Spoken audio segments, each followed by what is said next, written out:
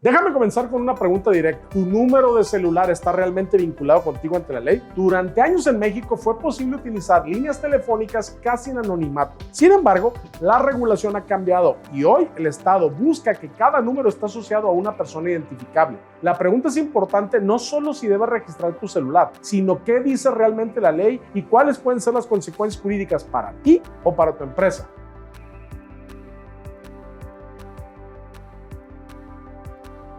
Hoy prácticamente todos llevamos un teléfono en el bolsillo. Lo usamos para trabajar, para comunicarnos con nuestra familia, para recibir notificaciones bancarias, para operar empresas, para enviar contratos por WhatsApp o incluso para validar operaciones financieras. Sin embargo, pocas personas reflexionan en algo fundamental. ¿Quién está jurídicamente vinculado a ese número telefónico? En esta plática vamos a analizar contigo el origen de la obligación de registrar las líneas celulares en México, los antecedentes legales que han dado forma a esta política pública, quién regula esta materia y ante qué autoridad se debe cumplir el registro. También revisaremos cómo funciona este sistema en otros países, particularmente en Estados Unidos y Europa, cuáles son las consecuencias legales de no cumplir con esta obligación y cuál es el impacto que puede tener en empresas, colaboradores y organizaciones que administran múltiples dispositivos móviles. Hoy, el teléfono celular es una herramienta corporativa, pero también es un punto de responsabilidad legal. Para entender esta nueva obligación de registrar tu línea celular, primero debemos mirar los antecedentes. El registro de líneas celulares no es una idea nueva.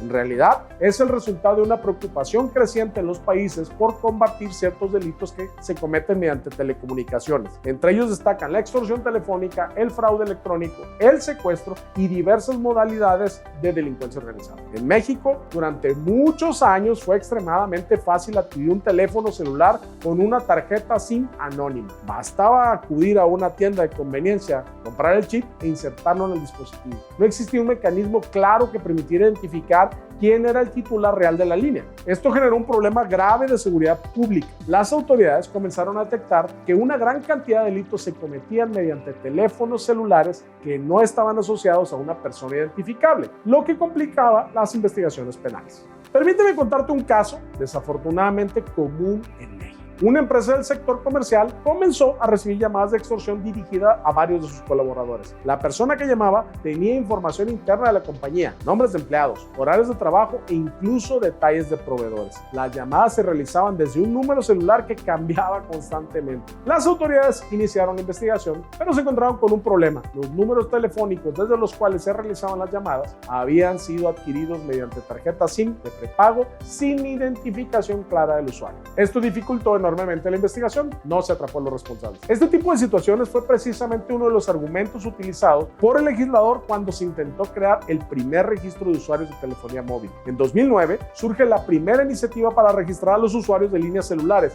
el Registro Nacional de Usuarios de Telefonía Móvil, conocido como RENAUT, creado mediante reformas a la Ley Federal de Telecomunicaciones. El artículo 44 de aquella legislación establecía que los concesionarios de telecomunicaciones debían integrar una base de datos con la información de los usuarios de telefonía móvil. El objetivo era claro, vincular cada número telefónico con una identidad.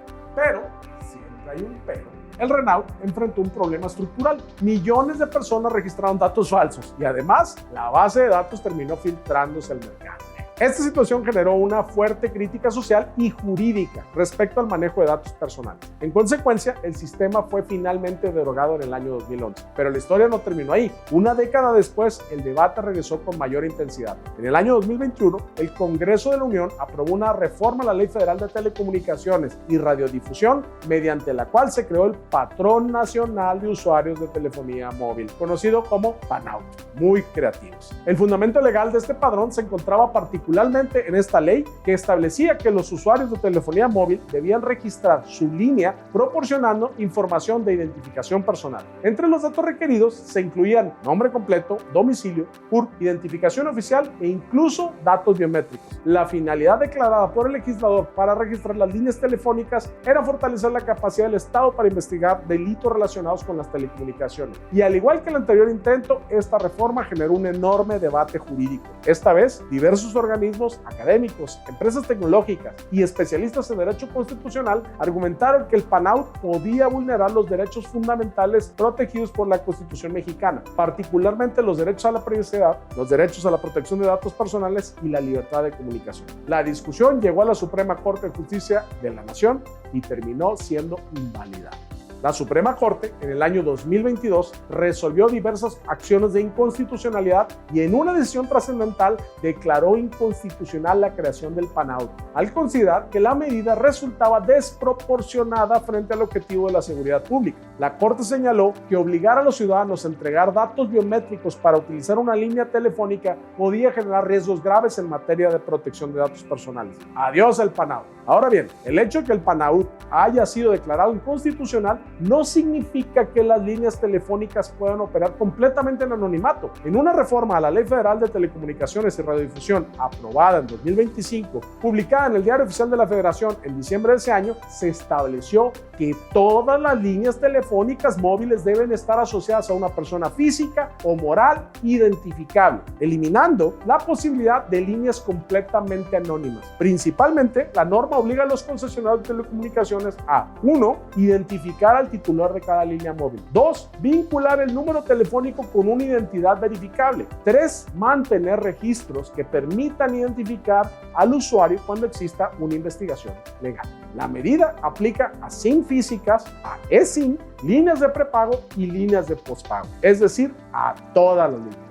La legislación mexicana sigue estableciendo obligaciones para los concesionarios de telecomunicaciones y para los usuarios respecto a la identificación de los titulares de todas las líneas. El anterior Instituto Federal de Telecomunicaciones, sustituido desde octubre de 2025 por la Comisión Reguladora de Telecomunicaciones o CRT, es el órgano encargado de regular este sector. Su fundamento se encuentra en el artículo 28 de la Constitución Política de los Estados Unidos Mexicanos, que le otorga facultades para supervisar y regular los servicios de telecomunicaciones en el país. En términos prácticos, cuando adquieres una línea telefónica, el proveedor de servicios, Telcel, AT&T, Byte, Movistar o el que se te ocurra, debería recabar cierta información que permite identificar al usuario del servicio, lo que responde a las obligaciones regulatorias contenidas en esta ley, así como en diversas disposiciones administrativas. En otras palabras, aunque no existe actualmente un padrón biométrico nacional obligatorio como el que proponía el PANAUT, sí existe una tendencia regulatoria clara hacia la identificación del usuario de telecomunicaciones, y esto es a nivel mundial y tiene implicaciones relevantes para la empresa. Cuando una organización administra decenas o incluso cientos de líneas celulares para sus colaboradores, surge una pregunta jurídica importante: ¿quién es el titular real de esas líneas ante el proveedor y ante las autoridades? La pregunta parece administrativa, pero en realidad tiene consecuencias legales profundas, particularmente en materia de responsabilidad corporativa, investigaciones penales y cumplimiento regulatorio. Es fundamental que como empresario o administrador entiendas cómo funciona el nuevo marco legal de registro de líneas celulares, así que vamos a observar lo que sucede fuera de México, pues estas regulaciones forman parte de una tendencia internacional en materia de seguridad de telecomunicaciones, particularmente Europa, que en general tiene excesos regulatorios, pero también en Asia y en algunos países de América Latina. Existe desde hace años la obligación de registrar las tarjetas SIM con la identidad del usuario. Esto obedece a una premisa muy clara: si los teléfonos celulares se utilizan para cometer delitos, el Estado necesita mecanismos razonables para identificar a quienes lo utilizan. Varios países europeos establecieron sistemas obligatorios de registro de usuarios de telefonía móvil desde principios de los años 2000. Alemania, Francia, Italia y España han implementado esquemas de los cuales el usuario debe acreditar su identidad mediante documentos oficiales para adquirir una línea telefónica. En España, por ejemplo, la obligación establece que los operadores de telecomunicaciones deben identificar a los titulares de las tarjetas SIM, incluyendo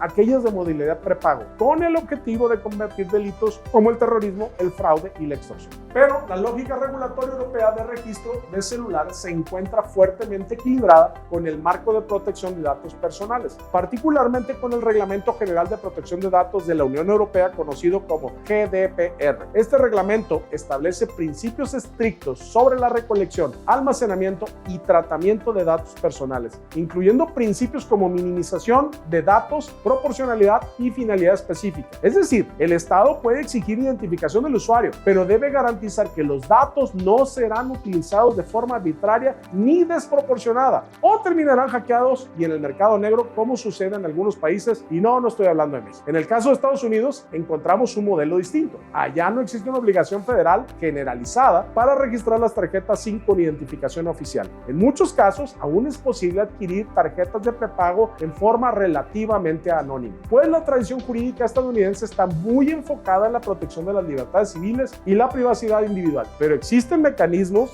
de identificación indirecta. Por ejemplo, cuando una línea se vincula con servicios financieros, contratos corporativos o plataformas digitales, la identidad del usuario puede reconstruirse mediante diversas fuentes de información. Además, las compañías de telecomunicaciones mantienen registros estrictos operativos que pueden ser solicitados por las autoridades mediante órdenes judiciales. Lo importante de estos ejemplos es entender que cada país ha buscado equilibrar tres valores fundamentales: seguridad pública, privacidad y libertad individual. Nuestro querido México se encuentra precisamente en ese proceso de búsqueda de equilibrio. Llevemos el tema del registro de líneas celulares al terreno práctico, particularmente al ámbito empresarial. Imagina que eres el director de una empresa que tiene 5, 15 o 50 colaboradores. Cada uno de ellos utiliza un teléfono celular corporativo para realizar llamadas, enviar mensajes, coordinar operaciones con clientes y proveedores. La pregunta que debes hacerte es la siguiente: ¿a nombre de quién están registradas esas líneas? En muchas empresas, las líneas celulares se contratan de forma masiva bajo un plan corporativo. En estos casos, el titular del contrato suele ser la empresa. Sin embargo, el uso real del dispositivo corresponde a un colaborador específico. Este escenario genera una situación jurídica interesante. Si un dispositivo corporativo se utiliza para cometer un ilícito, por ejemplo,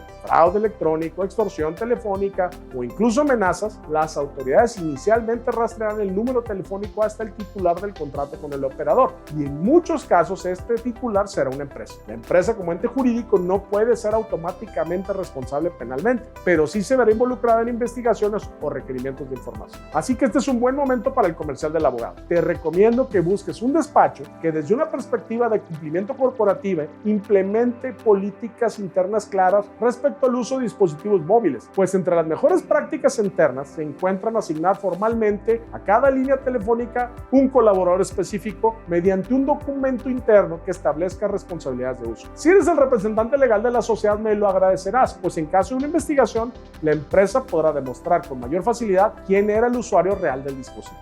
Ahora bien, como empresa, no debes minimizar la obligación del registro de líneas celulares, pues puedes enfrentar una cancelación de líneas por incumplimiento de registros regulatorios o contractuales. Los operadores de telecomunicaciones tienen facultades para suspender o cancelar servicios cuando el usuario no cumple con ciertas condiciones establecidas en el contrato o en la regulación aplicable. Imagina por un momento que una empresa que depende de teléfonos móviles para su operación, para pagos de banco, en modo de uso de token o confirmación de operaciones bancarias, para contestar llamadas de clientes, y que se enfrenta a la cancelación masiva de líneas. El impacto será inmediato, además de la pérdida de clientes e incluso incumplimientos contractuales. Hoy en día, el teléfono celular ya no es solamente un dispositivo personal, forma parte de la infraestructura operativa de cualquier empresa, y como toda infraestructura crítica, debe administrarse con criterios legales y de cumplimiento normativo. Y te cuento que desde nuestra experiencia asesorando empresas en materia legal, fiscal y corporativo, hemos observado que la mayoría de nuestros clientes aún no han desarrollado protocolos adecuados para la administración de sus telecomunicaciones corporativas. Ahora vamos a analizar las consecuencias legales de no cumplir con la identificación de líneas celulares. Así que vamos con una de las preguntas más importantes de esta charla. ¿Qué ocurre si una línea telefónica no está debidamente identificada o registrada? En primer lugar, debemos entender que el marco jurídico de las telecomunicaciones en México establece diversas obligaciones tanto para los concesionarios de telecomunicaciones como para los usuarios de los servicios. La Ley Federal de Telecomunicaciones y Radiodifusión, publicada en el Diario Oficial desde el 14 de julio del 2014, establece en su artículo 190, fracción segunda, que los concesionarios deben conservar registros de comunicaciones y datos asociados a los servicios de telecomunicaciones por periodos determinados, con el objeto de que puedan ser consultados por las autoridades competentes en el marco de sus investigaciones. Esto significa que, aunque no exista actualmente un padrón nacional obligatorio como el que pretendía crear el PANAUD, sí existe una infraestructura jurídica orientada a la identificación indirecta de usuarios de telecomunicaciones. Esto Esto implica que las autoridades pueden requerir a los operadores información relacionada con los titulares de las líneas, direcciones IP, registros de tráfico y datos de localización. Cuando una línea telefónica se utiliza para cometer un ilícito, por ejemplo, fraude electrónico, extorsión telefónica o suplantación de identidad, las autoridades inician el proceso de investigación solicitando información al operador de telecomunicaciones. El operador, a su vez, proporcionará los datos del titular del servicio si existe. En líneas empresariales, el titular registrado de la línea no es la persona que realmente utiliza el dispositivo. Ello puede conllevar que los operadores de telecomunicaciones utilicen las facultades que tienen para suspender o cancelar servicios cuando detectan inconsistencias en la información del usuario o incumplimiento de requisitos establecidos en los contratos de prestación del servicio o cuando se cometen. Te pongo un caso desde el ámbito empresarial. Un colaborador de una empresa de logística utilizaba su teléfono corporativo para comunicarse con clientes. Con el tiempo, comenzó a utilizar ese mismo teléfono para realizar operaciones fraudulentas. Simulaba pedidos falsos y desviaba pagos a cuentas personales. Cuando los clientes denunciaron el fraude, las autoridades rastrearon el número telefónico. El titular registrado de la línea era la empresa. Aunque la empresa no era responsable del delito, sí tuvo que enfrentar un proceso de investigación, requerimientos de información y revisión de telecomunicaciones. Y citaron al representante legal, lo que les costó dinero en abogados y tiempo precioso que le quitó a su familia y actividad laboral. La empresa finalmente demostró que el dispositivo había sido asignado a ese colaborador específico. Para ese momento, el colaborador ya había renunciado y se tardó en localizar. El proceso tomó tiempo. Mi recomendación, desde una perspectiva de gobierno corporativo, sería la adopción de las siguientes medidas preventivas. En primer lugar, establecer un registro interno de asignación de dispositivos móviles, en el cual se identifique claramente qué colaborador utiliza cada línea telefónica. En segundo lugar, incorporar cláusulas contractuales o políticas internas que regulen el uso adecuado de los dispositivos corporativos. Y en tercer lugar, mantener actualizada la información contractual con los proveedores de telecomunicación. A lo largo de esta charla hemos revisado cómo surge la obligación de identificar a los usuarios de telefonía móvil, los antecedentes históricos que dieron origen a intentos como el RENAUT y el PANAUT, el papel que desempeñó el Instituto Federal de Telecomunicaciones, sustituido ahora por la Comisión Reguladora de Telecomunicaciones en la regulación de este sector y la forma en que distintos países han abordado este desafío entre seguridad pública y privacidad. También analizamos las consecuencias legales que pueden derivarse del uso indebido de una línea telefónica y el impacto que esto puede tener dentro de la empresa. El mensaje central es claro. Hoy los teléfonos celulares forman parte de la estructura jurídica y operativa de cualquier organización. Si llegaste hasta aquí, te agradezco. Mándanos un mensaje con la palabra checklist y te regalo el que usamos en nuestro despacho para que lo implementes en tu negocio. Es todo por hoy. Soy Quetzal López, abogado con maestría en Derecho Fiscal. Si te gustó este video, por favor dale me gusta y compártelo utilizando WhatsApp o Telegram. Y no se te olvide seguirnos en todas nuestras redes sociales: Facebook, Instagram, X, YouTube y LinkedIn como @fiatlegal y @Quetzal López. Por cierto, no sé si te había contado que tenemos un podcast llamado Radar Empresarial. Lo puedes encontrar en YouTube y en Spotify como Radar Empresarial el podcast. Recuerda que en Fiat Legal podemos asesorarte en materia legal, fiscal, contable e inmobiliaria.